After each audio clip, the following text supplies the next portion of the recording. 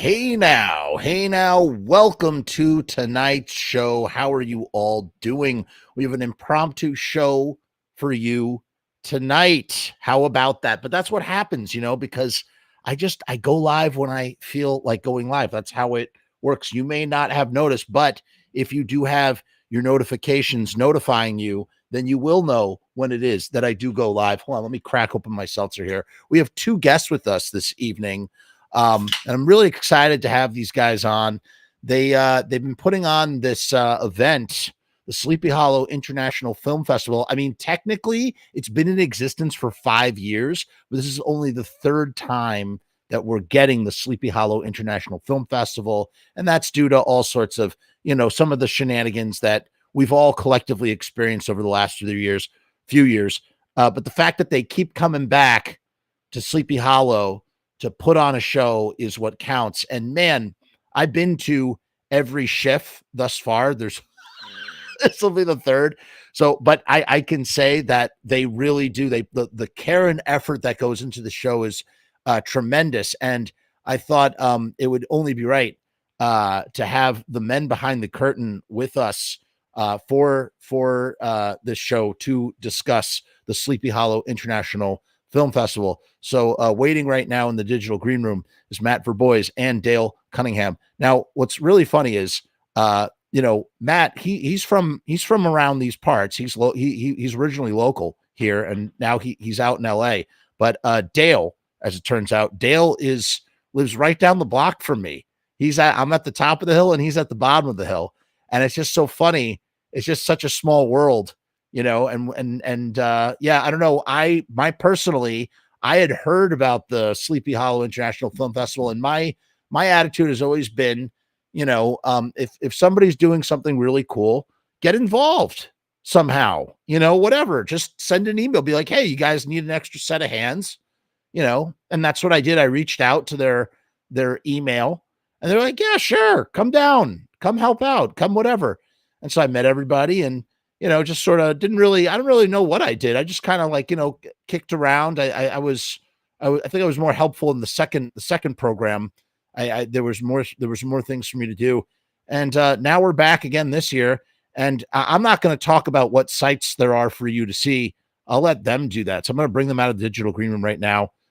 Please give a warm welcome to both Matt and Dale. Let me pull them out here right now. Here we go. Hello. Hey guys. What's up, Jeff? How you doing? See you, Jeff. Welcome. Thanks for your help yet again. Yeah, that's what I'm here for. And we should say too, hello from our other partner, Taylor White. He's actually in transit. So shout out to Taylor as well. Safe travels to you, Taylor. Yeah. Jeff, it's funny because when I was reviewing, we get the submissions for the shorts and the films and all that stuff. So I believe that was the first. No, it wasn't the first year. It was the year with the Jeff Short in the drive-in. The second one, yeah, right. And I was watching your piece, and I see you, acting on the street that I walk on, ride my bike on. I'm like, wait a minute, this guy's like. So that was that's a good way to get into a festival, by the way, is to film in the neighborhood of the people who are running it. So that was a great. I mean, it was a COVID era fest, so it was a drive-in, and that was just a great COVID era short. Yes, sort of like what we were all going through. Very much of the time, right? Yeah, I'm just sharing this around. So what is it? So what is the vision for this year for SHIFF? Like what do we got cooking? What's going on? I think basically it's a comeback year, right? It's, we had issues with COVID. We had issues with the strike. Dale and I and Taylor, but Dale and I'm originally from Somers, as is Dale. We grew up together, and I don't know, you just, it feels like there should be a film festival in Westchester County that caters to genre film, and there's really no more perfect place to do it. So we want to keep that spirit alive, and we want to keep the idea of SHIFF moving forward. So we didn't want to let another year go by without putting something up. And I That think we makes got a lot of sense. good. Makes sense. Makes sense. Um, it's kind of funny. I don't think people realize that I think there's some people out there who don't know that Sleepy Hollow is like a real historical place, Mhm. let alone that it's in Westchester, that it's just a stone's throw away from the city, Yeah, Yeah, that's very true. my recollection is when I was in grade school. Well, Dale will tell you who our principal's name was. Yeah, our principal was Wayne Van Tassel. So Stop. if there's not a connection to, but I think like just having grown up in Somers, and back then it was a little bit less developed than it is today. Not with huge things, but they have corporations now and things like that. But it sort of felt a little mysterious when you're walking around. There's no street lights and things like that. And then just growing up with the Sleepy Hollow, everyone knows Sleepy Hollow. It's like one of the very few American stories that everyone not only knows, but it's also uniquely this area. It's uniquely Westchester. Like there's Yep. really nothing like it. I mean, one thing we understood, maybe I was naive as a kid and it was like, oh yeah, Washington Irving, Sleepy Hollow. But as you get older, and I think credit to Sleepy Hollow, the town itself, because when they changed from North Tarrytown and took the name on, they really leaned into their history and it really became more known Mhm. how Washington Irving really shaped, he was a celebrity of the time. He shaped our literary culture, right? So it's the perfect place to celebrate, creativity and sort of that inspiration as filtered through the lens of talented filmmakers, right? And we want to celebrate that and show that Irving had inspired so much throughout the past couple of centuries that there's still in the area and actually the heartbeat of sort of American culture. It's very much tied to Irving and what was going on in the Hudson Valley at that time, and we just want to keep sort of pushing forward the idea of inspiration through the arts with film. I didn't realize that. So at one time, Sleepy Hollow was known as North Tarrytown, Mhm. and then they Yes. reverted back to Sleepy Hollow. Well, no, Sleepy Hollow was always a hamlet, a real Right. village within North Tarrytown. Hmm. And I mean, there's people that are more schooled on it than I, but I think like when there was an economic change, when the GM plant left, the town made a decision to change the name of the town to take the village name and make it the town name, basically. Interesting. And that allows tourist dollars to flow more And it easy did. into the area. But it also wasn't that long ago. I want to say it was the 90s or like maybe mid That's 90s. Late 80s, crazy. early 90s. Yeah. But yeah, but again, growing up in this area, northern Westchester, I mean, no one ever said, "Hey, we're going down to North Tarrytown." It's like, "Oh, Sleepy Hollow." So, Right. and why would you? You know what I So mean? colloquially, it had always been Sleepy Hollow, but Absolutely. officially, it was like, oh, this is North Tarrytown, but we're going to kind Right. of incorporate and be what we are. I mean, there's still, some old cars still have bumper stickers that are like North Tarrytown forever, and it was a That's real thing when it was hilarious. going on. Yeah. That's so funny. So it's like a slightly divisive, in the same way that people are like, I hate it when people are like the Mario Cuomo Bridge. I'm like, yo, Well, it's a Tappan Zee Bridge forever. I would Okay. I would argue there's nobody who calls it the Mario Cuomo Bridge. It's disgusting. I just, it makes I me don't so know. upset. I don't know anybody who would do that, but yeah, I mean, it just goes to this location in this area and where we live. It's beautiful. It's hilly. It's sometimes standing on top of the hill, even like where you live, up on that hill, and you're looking down into White Plains, and it's like, or on top of the Kensico Dam, and you're just looking across, and it's just rolling hills, and you see little houses sticking out. It Sure. almost it's like Hobbitville or something. You know, it feels like it must have felt back then. So, you know, with us celebrating the unknown, just like Irving did, it just makes sense. You know, we want this to be a place for local filmmakers to showcase their work, and it's that's what we're doing. Yeah, I mean, it's great. It's really it's something special. Now, the first fest, and you know, I've spoken about this with both of you guys, but like for those out there who did not attend the first fest, they really pulled out all the stops here, like especially because they had friggin' Jeffrey Combs do the Nevermore friggin' performance, the one-man show, which was just next level. And to have it done around Halloween time at the Tarrytown Music Hall is the perfect place to do something like that. Just really actually special. like the time frame as to when Poe actually would have been reciting his poems live is like within a couple of decades of the Tarrytown musical. It's like Jeffrey Combs was very moved by that. He felt like he actually performed Poe in a place that was operating at the time, not too far off when Poe was doing this. Sure. And you know what was really special about that performance, not to give away Jeffrey Combs' trade secrets, but two observations that I noticed during the performance that were amazing is one, he lights a candle, and the candle kind of is like a measurement of like where he's supposed to be in the performance. That's what I garnered from that. And it blew my mind because it was like, wow, that's how he's like figuring out where he needs to be in the show is by that candle. The candle's a timekeeper. And two, you know, the Edgar Allan Poe is a drunk, and Jeffrey takes, you know, he nips at what, I don't know what it is. He's nipping at something, and you can see him using it as sort of like this device to help him push deeper into the performance. Mm-hmm. And it's just such a sight to watch. So to have something so special in Sleepy Hollow at that time was such a memorable experience for me. And that was just one of like tell them what else did you do? That it was incredible. Like what else did you have there that first year?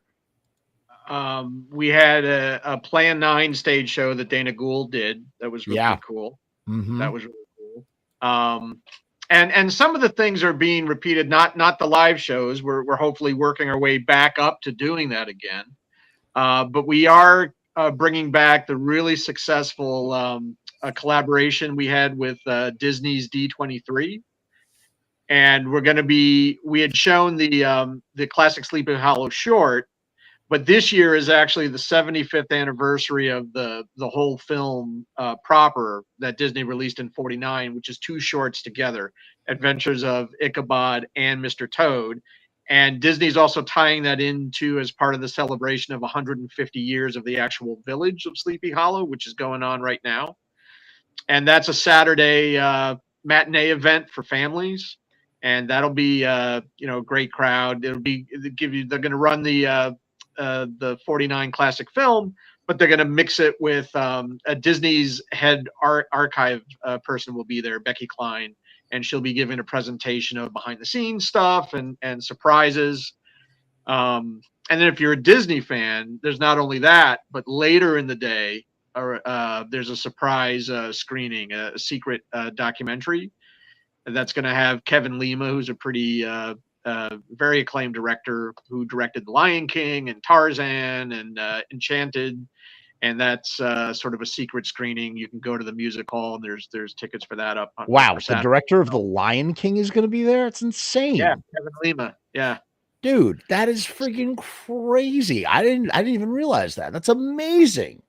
And then we end the night with Bill Lustig and Maniac. So perfect. It's a perfect Disney event. Yeah. So bring the family, bring the kids.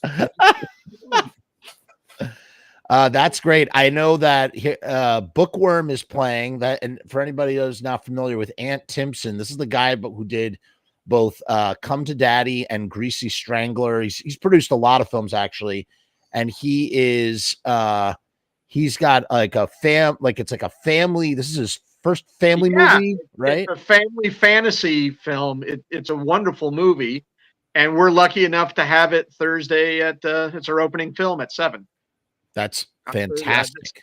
in a couple of days, and then the film after it is a knockout in a completely different way. That movie's called Hippo, directed by Mark H. Rappaport, and that is a heck of a movie. It's like a really dark Wes Anderson biting satire about family dysfunction, Sold. but it kind of bookends this bookworm, which is sort of about family dynamics also in a fable context, but a different tone, more of a family film. And then Hippo is something else entirely, but it's a festival darling. Hippo is, and not to be missed. If you love, would you say Bookworm is Bookworm? Would you say that Bookworm is a genre film, or is it more? It's a genre film. We like to think that our festival really, as long as you touch on something unknown, right? Has some sort of element of it that's a little extraordinary in some way. It doesn't have to be full-blown horror. It doesn't have to be full-blown fantasy, but it's got to have that offbeat, thing going on. Oh, in some way. Absolutely. And Hippo is obviously obviously genre related, as well. It's out there. But it's really good. Hey, that's what counts. And then there's also going to be a screening of Ed Wood, right? Yeah, it's the 30th anniversary of Ed Wood, and we have some like a sneak preview of a Tim Burton documentary series that's coming later in the year. Or Wait, maybe that wasn't. I thought that was the secret screening. That's not the secret screening. Secret screening is on Saturday. It's a Disney documentary. We can't say what it is. Ooh. But that's Saturday. Okay. So even better. I would say. I mean, listen. I pretty much like all of Tim Burton's films, but I think my favorite Tim Burton film is Ed Wood. I think it might be his best movie. It really has a special place in my heart. Really like that one. So I haven't seen it in years. So I'm very excited that it's playing here. And it's been 30 years. My God, what a script too. I mean, really. Yeah. Well, those guys were, they were really kind of like the biopic darlings, and for good reason, right? So they did Larry Flint, right? I think they did Big Eyes. Big Eyes was a good movie. I liked Big Eyes. Yeah. Tim Burton directed that as well. What's interesting about Ed Wood particularly is that it's clearly very autobiographical. It's like subversively autobiographical for Tim Burton in that he's mirroring Ed Wood's relationship with Bela Lugosi to his own relationship with Vincent Price. And how that, in the same way that Bela Lugosi's final film is Plan 9 from Outer Space, so too is Edward Scissorhands was Vincent Price's final film. So it's just kind of interesting. It's kind of interesting that it's really kind of trippy when you think about that. Like when we think about Vincent Price, we don't think about him as like a 90s actor, but he was literally in his 90s, in the 90s, or in 1990 doing Edward Scissorhands. And he had also been, what else he was in? Very like close to that too. He did 2 other movies. He did Dead Heat, I think, was somewhere in the late 80s. Oh man, he was in that. He's in that. Joe Piscopo. Yeah, with Joe Piscopo and Treat Williams.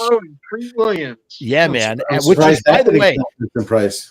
Billed as like a buddy, like a comedy buddy cop movie, but totally like John Carpenter horror. Like it's crazy how mismarketed that movie was. And he's also in the excellent Sublime anthology that nobody ever discusses, From a Whisper to a Scream. To a Scream. Yeah, that's a creepy movie. Yeah. And which also has Clu Gallagher and his wife in that. Really, that was a hell of a short. That was a hell of a segment. Speaking of short, to Dale's point, and maybe Dale can take that, but that's, I think, some of the most exciting stuff that we have. Oh yeah, every year we've been doing this, the submissions just get better and better, and I don't even want to say anything. Like, you have to see them. They're phenomenal, and there's a few standouts, but all of them are great. And we have several local, or actually, I think a lot of are local filmmakers. I'd say, each block has 6 or 7 movies, and I would say 2 to 3 of them in each block are local. If not the Tarrytown area, certainly sort of the Hudson Valley area, or a little bit from the city too. Well, like New York, Hudson Valley. I mean, I think it's fair to say that the Hudson Valley and Westchester, it has an identity of its own, but it's all this area. But there's some really fantastic stuff in them, and a couple real standouts that are going to blow people's minds, I think. And it's interesting.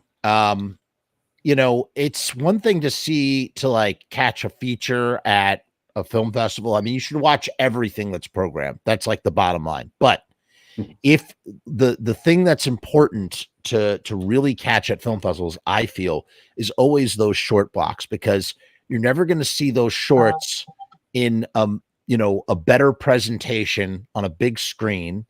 And generally, there's nothing like, it's like watching a giant anthology film, because you just, it resets every few minutes. You're watching something new. And it's just, there's nothing better than a really good shorts block. And like I said, generally, I mean, unless they end up on YouTube, sometimes they do, sometimes they don't. It's a lot harder to track down the shorts. They're all consolidated to one place at a film festival. Whereas, most, like Bookworm and all these other films, which look like great films, everybody should catch them no matter what. But like those, you have a lot better chance of seeing. So it's like catching the short blocks should be a priority. You should make it your priority to catch the shorts blocks, because that way you're seeing all sorts of stuff that you might never see anywhere else, which is what makes film festivals like the Sleepy Hollow International Film Festival so wonderful and unique. Well, and it's also go ahead. What I love about the shorts is that you're really there's you always hear, well, there's something for everyone, but the shorts really are something for everyone. It's like one minute you're like, oh my God, and the next minute you're laughing your butt off, and then the next minute there's something very poignant and beautiful, and we really have all of it in this. In a world where, to be maybe a little critical of a lot of the big mainstream movies, in a world of movies that seem to be released as giant assembly cuts that haven't had their final edit, there's something really cool about somebody that takes, let's say anywhere from 5 to 20 minutes or anywhere in between, and executes an idea brilliantly, with creativity, and like it does everything it needs to do, and there's nothing sort of fat or meandering about it, and I think that's really the mark of a good storyteller. Anybody can hire a good DP, right? But somebody that really understands how to visually communicate an idea in a short amount of time from start to finish, that's a real talent. Yeah, 100%. And it can get really sticky as well. And you know what else is sticky? Stickers. And stickers happen to be the sponsor of the Frumess channel. Our sponsor, Riot Stickers, has a very special deal. We're running a very special promotion. You can get 100 die cut stickers for $33. What is a die cut sticker? Well, it's a sticker that's made with a computer guided scalpel into any shape that you want. So if you wanted a sticker in the shape of the Headless Horseman, you could get that from riotstickers.com. You just go to riotstickers.com/Frumess. That's FRUMESS. Link is down in the description. It's beneath the link for the Sleepy Hollow International Film Festival, where you can order your tickets to the Sleepy Hollow International Film Festival. You go there, you go to riotstickers.com/Frumess. Sharpie, he's there. He's going to help you with your design. There's free shipping on those stickers. And let's say you want more than 100 stickers. You can get 200 stickers for $66. And you know what else? You can get 300 stickers for $99 with free shipping. That's insane. Sharpie must be insane to be doing such a great deal for die cut stickers made with a computer guided scalpel, which, by the way, should probably be some sort of like heavy metal name. Computer guided scalpel. It's perfect. Heavy metal band name, I would imagine. So take advantage of this deal. We're going to play the 60-second theme song, and then we're going to be right back with Matt and Dale to talk a little bit more about the Sleepy Hollow International Film Festival, which, by the way, begins this Thursday on 10/10. It goes all the way through Sunday. Okay, right here at the Tarrytown Music Hall in Tarrytown, right up the street from the Old Dutch Cemetery. You got to run through the covered bridge, which doesn't really exist, by the way. Just like there is a bridge. It's not a covered bridge. Don't tell people that. Yeah, you're right. We'll talk about that in a second. I'm just going to play the 60-second theme song, and we will be right back with more SHIFF.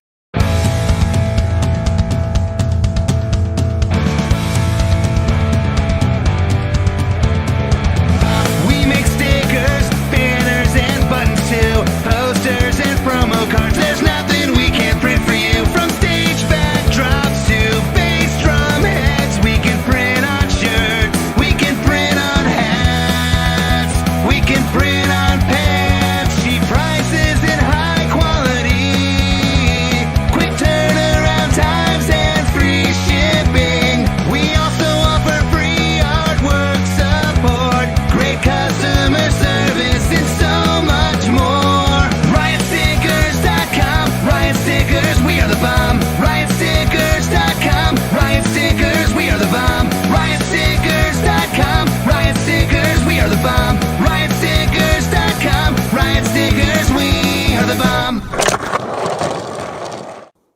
And that is a promise. Okay.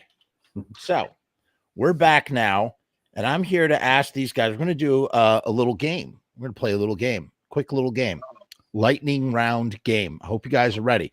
Be on your toes. Okay. Be on your toes. Ready. We're going to go around in a cipher. We're each going to say what our top 5 favorite Tim Burton movies are, considering that we've spoken a bunch about Tim Burton. Okay. So I want you to put 5 Tim Burton movies in order. And you know what? Just because I'm putting you on the spot, I am going to go first, and then it will be your turn. So you better think about it right now. You're in a pressure cooker situation. I expect both of you to perform. Ready? I'm going to go first. I already said what my number 1 was. It's Ed friggin' Wood, man. Ed Wood, just again, if you're into filmmaking, if you love filmmaking, if you love, biopics, if you like strange films that kind of border like genre, they have like genre sensibilities. Ed Wood has it all. Johnny Depp gives the best performance of his career. The funny thing about Tim Burton is that I always feel like he is style over substance, but it's always the original movies that he makes that far surpass the properties that he takes on. And I would not include Sleepy Hollow in that, because Sleepy Hollow is taken from a story. It's not necessarily taken from an IP. You wouldn't call it that. And because of that, he delivers a really interesting, unique tale. As a result, he kind of transforms the story in his own kind of Tim Burton kind of way. For me, my number 2 is going to be Edward Scissorhands, because again, I know it's another Johnny Depp one, but again, it's just, Tim Burton loves to do quirky, weird fish out of water stories. The humor is super dry. It's amazing to watch how he works with color and design. He loves creating contrasting worlds. Obviously, you see that very much so in The Nightmare Before Christmas, right? Each world has its own contrasting sort of angles and shapes and color palettes. And you see that first and foremost in his live action film, Edward Scissorhands. just absolutely tremendous.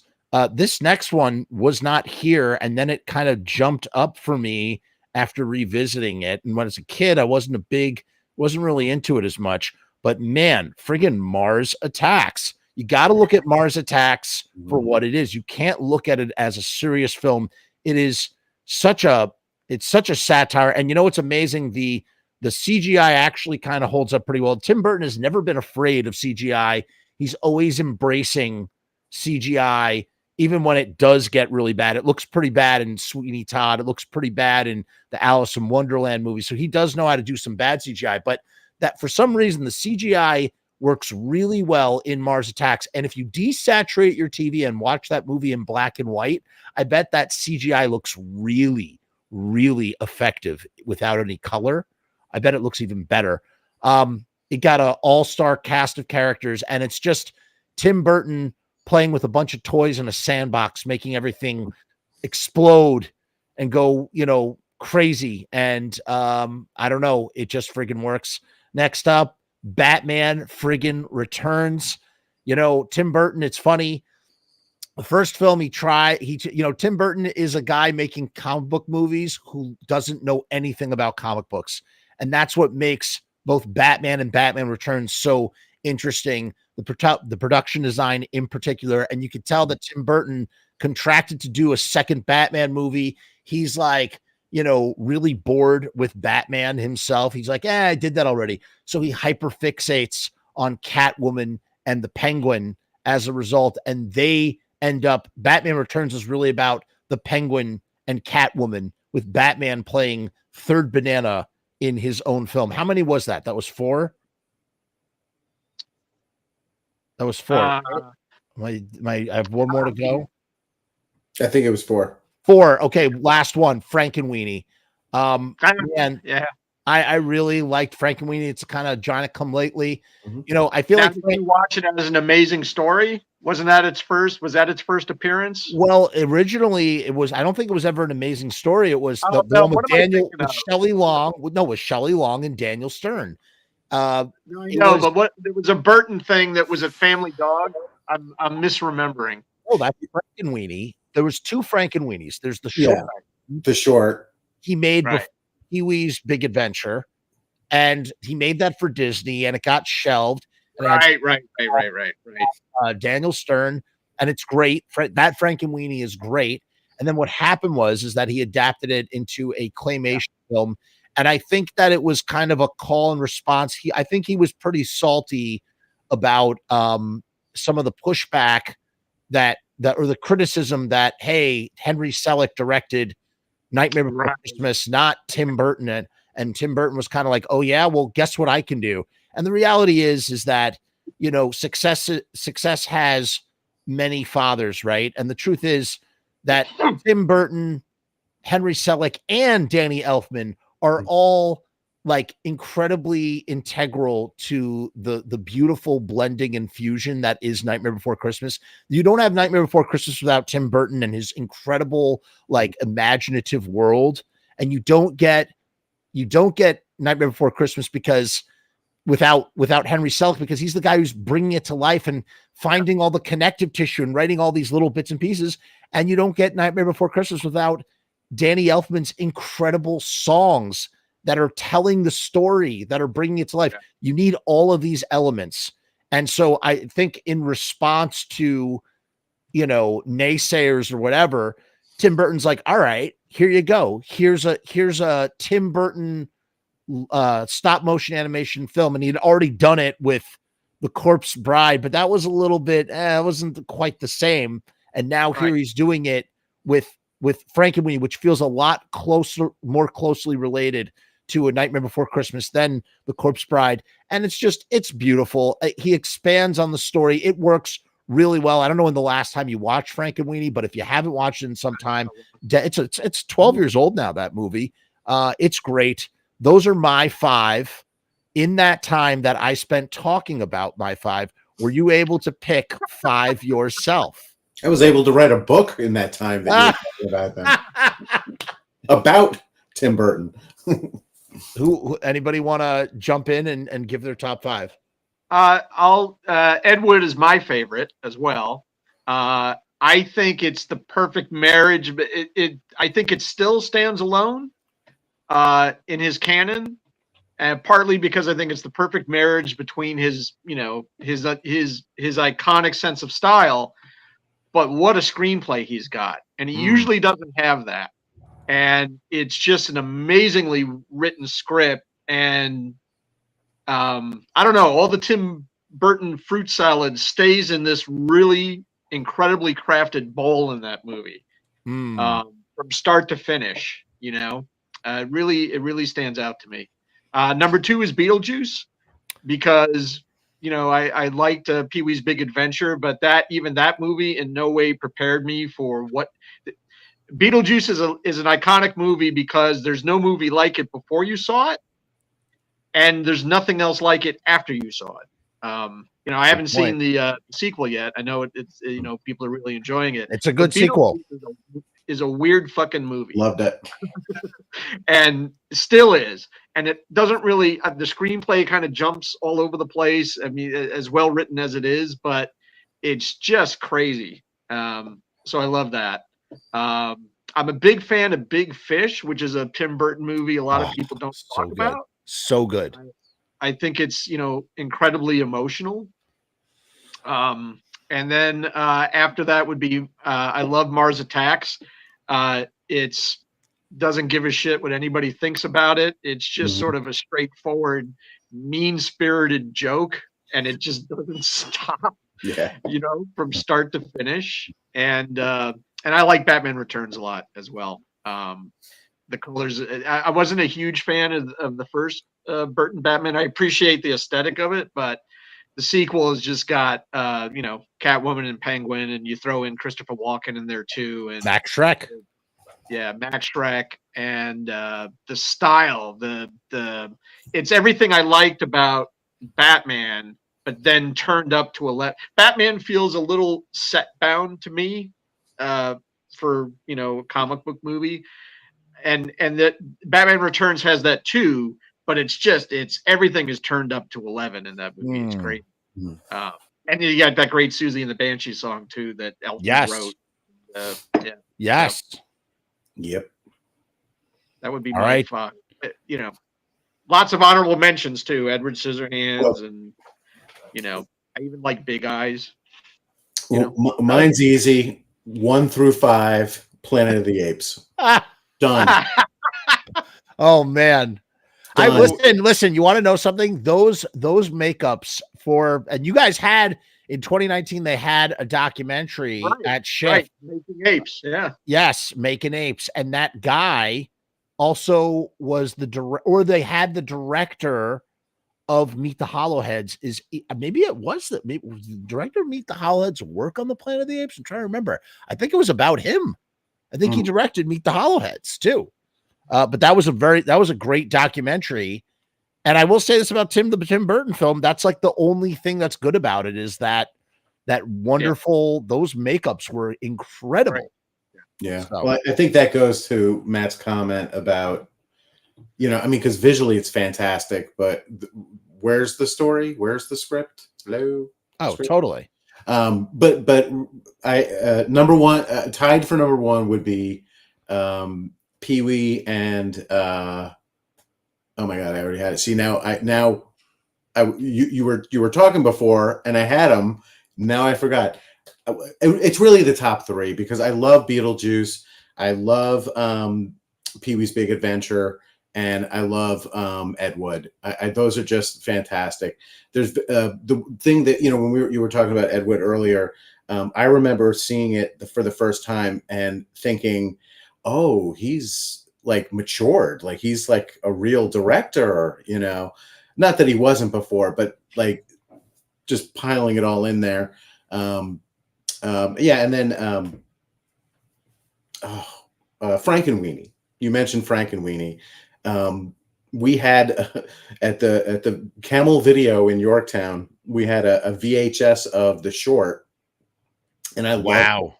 And I know, and I would just put it on rotation, and people would be like, "What is that?" And I'm like, "That's Tim Burton, believe it or not." But that's great, and I forgot what the fifth one was. I'm not quite as big a fan of Batman Returns as you guys, though. I find that interesting that you both put that in your top 5.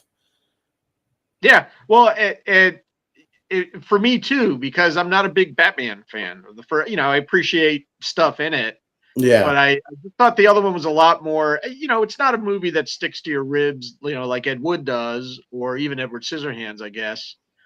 But I was impressed by, I can sometimes I get excited when I go to a sequel to something or a follow-up to something, and I end up liking the follow-up better than better than it's not very often that happens. Mm. I mean, both of them have. Listen, I grew up on these movies are like part of my DNA, and there's a special place in my heart for not only the Burton movies but also the Schumacher movies, which I will fight to, like I will die on that hill for both of those films. I will sit there and argue blue in the face why they are great. That's a whole other podcast. But my point being, well, remind me when I see you guys this week, and I will go into when there's a pocket of time. I will passionately. I like Batman Forever a lot more than Matt. Love Batman Forever. Batman Forever. Right, Matt? I mean, I remember. I think did we see it together? I don't know that we did. I saw those in LA. I remember. Oh, maybe. But I remember talking about it, and I was like, I really liked it, and Matt did not. Well, you always got to give Mark something that it may not have been to my, liking, but I also haven't forgotten them. I was sort of like, well, that's a movie, Listen, Kilmer, in my opinion, Starlight Express, the Batman version, Batman and Robin. Batman and Robin was that whole Ice Capades beginning thing. Yes, but listen, that is absolutely culled from the source material. If you're looking at Batman from the 1960s, yeah. I mean, that's that Batman. That's where he went with it. But there's a whole it's a very frankly, there needs to be a proper documentary that explores the hatred towards Joel Schumacher and those movies, because it just doesn't make any sense. It's definitely a take, right? It's bending back towards, I'm not as steeped in the comic book lore, but obviously it's bending back towards that, and it's bending back towards the 60s series. Right. That's kind of what his movies are doing. Literally. And Clooney was, I think, had the movie done better, he probably would have been Batman for a few movies. He was Mr. Listen, he had everything in him to be a good Batman, Bruce Wayne, and he was misdirected. And if there's any sin, if Schumacher committed any sin, it wasn't putting nipples on the bat suit. It wasn't it literally wasn't anything in that movie other than say maybe like misdirecting Clooney as Batman, because he did. I mean, Clooney was not there. There was something off, because Clooney should have been able to do that. By the way, it was from that documentary from SHIFF from 2019, Making Apes. That was, it was also written by him as well. Thomas R. Berman is the guy I was thinking of. And he also is the director. His sole directing credit is one of my favorite offbeat weirdo movies, Meet the Hollowheads. His only directing credit, but phenomenal film. Meet the Hollowheads, for those who are not aware, Meet the Hollowheads imagine live action Jetsons episode starring John Glover with the sitcom framework of, like you see it in every sitcom, the boss is coming to dinner and I'm hoping to get the big promotion, but by way of David Lynch. Okay. That is what Meet the Hollowheads is. Crazy creatures, crazy effects. Like Juliette Lewis's first role, Bobcat, whatever his face is in it. It is such a bizarre, the kid from Near Dark, who plays the old vampire, the kid. Yeah. He's in it too. It is such a great movie. And it was directed by this guy, Thomas R. Berman. So I was shocked to see that I didn't know that he had done the makeup for Planet of the Apes. And I only learned that from going to SHIFF and seeing a clip from that documentary, which was very interesting. We are here to educate all. Yes. Yeah. What else do we have? What else do we have coming at SHIFF, coming from SHIFF I think this year? closing night is another example of sort of like the breadth of what the festival covers, right? So we kick off Sunday at 11 a.m. with a really cool thriller. Has psychic elements to it. It's called The Activated Man, and Tony Todd and Kane Hodder are in that, but in ways that you don't expect. And Ooh. it's a movie. It is a sort of ESP sort of really cool paranormal thriller told in the real world, but it kind of also deals with loss in a way that's kind of really unique. And then after that is a screening of the classic Disney Something Wicked This Way Comes. Oh, that And, is a classic. There's a sneak peek of a documentary that's being made about that movie. And I think the literary ties with Ray Bradbury, ties in great with that. And then we Yes. finished off at 7 with Getaway, which is a horror comedy starring Nick Frost. Nick Frost wrote it too. So certainly any fans of Edgar Wright and Nick Frost, this is a chance to catch it. It's quite great. a few weeks ahead of when it doesn't hit till December. So it's a nice opportunity to see a new movie pretty early. What do you know? What is that one about? The Getaway.